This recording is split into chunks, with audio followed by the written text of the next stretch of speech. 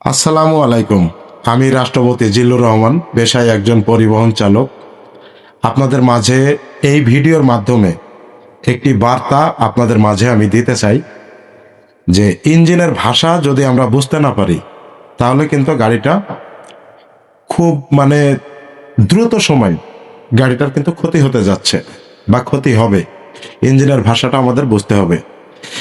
একজন প্রকৃত পরিবহন চালক শুধু স্টিয়ারিং ধরে গাড়ি চালালেই দক্ষ হয় না।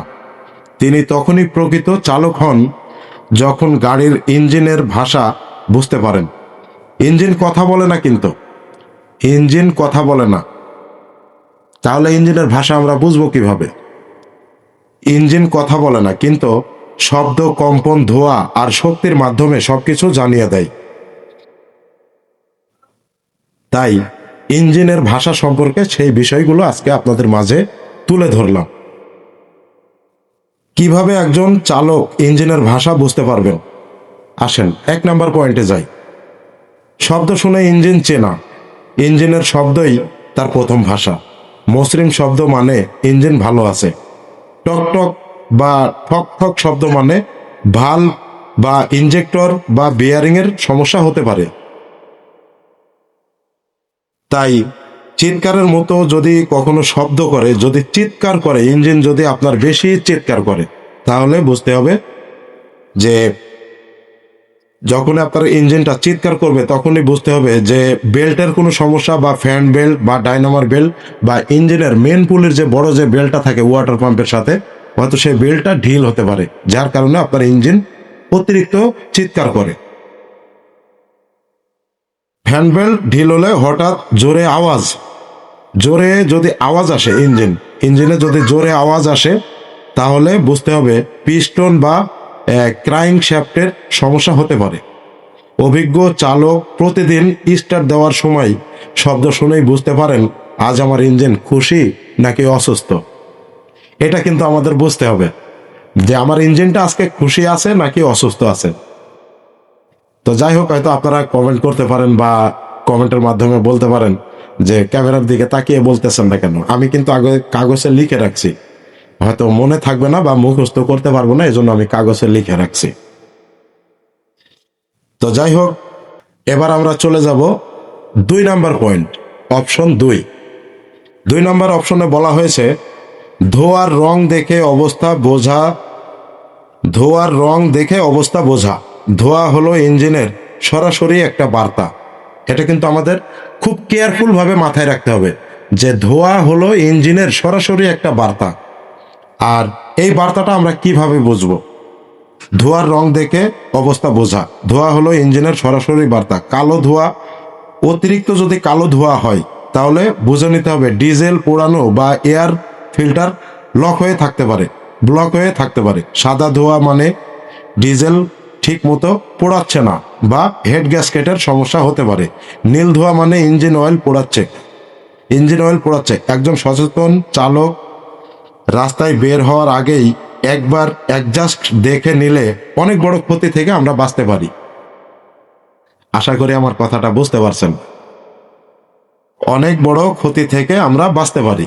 এবারে আমরা চলে যাব 3 নম্বর অপশন।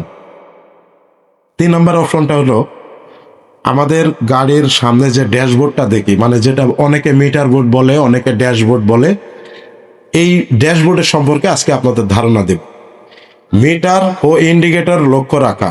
ড্যাশবোর্ডের মিটার কখনো অবহেলা করা যাবে না। আমাদের সামনে স্টিয়ারিং এর সামনে যে ড্যাশবোর্ডের মিটারটা থাকে, এই ড্যাশবোর্ডটাকে কখনো অবহেলা করা যাবে না। আশা করি খুব লক্ষ্য রাখবেন, ড্যাশবোর্ডের দিকে খুব লক্ষ্য রাখবেন যে ড্যাশবোর্ডটাকে আমরা কখনো অবহেলা করব না। ড্যাশবোর্ডে কখনো দেখবেন টেম্পারেচার বেশি উঠলে রেডিয়েটর, কুল্যান্ট বা পানির সমস্যা হতে পারে, বা অয়েল প্রেশার কম, অয়েল লিক বা পাম্পের সমস্যা হতে পারে। ব্যাটারি লাইট জ্বলা বা চার্জিং সমস্যা হতে পারে, দেখা দিতে পারে। মিটার হচ্ছে ইঞ্জিনের একটি ডাক্তারি রিপোর্ট। সামনের ড্যাশবোর্ড আমাদের গাড়ির সামনে, ড্রাইভারের সামনে যে মিটারটা থাকে স্টিয়ারিং এর নিচে, এটা হচ্ছে একটা ডাক্তারি রিপোর্ট। এটা কিন্তু আমাদের মাথায় রাখতে হবে। এবার চলে যায় 4 নম্বর। 4 নম্বর অপশন হচ্ছে শক্তি ও টান অনুভব করা, শক্তি এবং টান অনুভব করা। চালক স্টিয়ারিং ও অ্যাক্সিলারেটরের স্পর্শেই বুঝতে পারেন শক্তি এবং টান অনুভব করা। স্টিয়ারিং এবং অ্যাক্সিলারেটরের স্পর্শেই কিন্তু একজন চালক বুঝতে পারে তার শক্তি এবং টান অনুভব করা।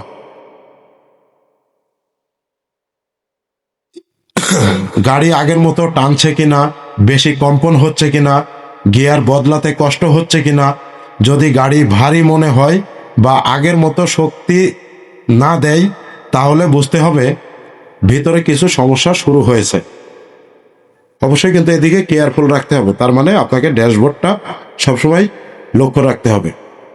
চলে যাই 5 নাম্বার অপশন। নিয়মিত যত্নই আসল চাবিকাঠি। সময় মতো ইঞ্জিন অয়েল পরিবর্তন, এয়ার ফুয়েল ফিল্টার পরিষ্কার, কুলান বা ঠিক রাখা, কুলান ঠিক রাখা। সমস্যা যত ছোটই হোক না কেন দ্রুত মেকানিক দেখানো। সমস্যা যত ছোটই হোক না কেন দ্রুত মেকানিক দেখানো। এবার আমি চলে আসি শেষ কথায়। শেষ কথা হচ্ছে, একজন প্রকৃত চালক গাড়িকে শুধু লোহা মনে করবেন না। প্রকৃত যে চালক হবে সে কখনো গাড়িকে লোহা মনে করবে না, তাকে নিজের সাথী মনে করবেন। যেমন একজন মানুষ কষ্ট পেলে কথা বলে, তেমনি ইঞ্জিনও শব্দ, ধোঁয়া আর কম্পনের মাধ্যমে তার কষ্টের কথা জানায়, আমাদেরকে ড্রাইভারদেরকে জানিয়ে দেয়। এবার আপনি যদি একজন দক্ষ বা অভিজ্ঞ ড্রাইভার হন, তাহলে অবশ্যই গাড়ির কম্পন, ধোঁয়া এবং ইঞ্জিনের শব্দ সবকিছু মিলে আপনি বুঝতে পারবেন আপনার গাড়িটা, আপনার ইঞ্জিনটা কি বলতে চাচ্ছে। এদিকে আমাদের লক্ষ্য রাখতে হবে। তাই একজন চালক ইঞ্জিনের ভাষা যদি বুঝতে পারে, সে শুধু ভালো ড্রাইভারই নয়, সে একজন মোটর ডিপার্টমেন্টের অভিভাবক।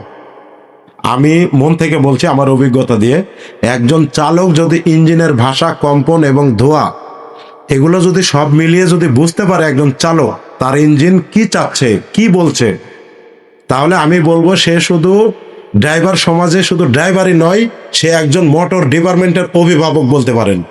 তো সবাই দোয়া করবেন, আমার জন্য দোয়া করবেন। আল্লাহ যেন প্রত্যেকটা ড্রাইভার ভাইদেরকে সড়ক পথে হেফাজত করেন।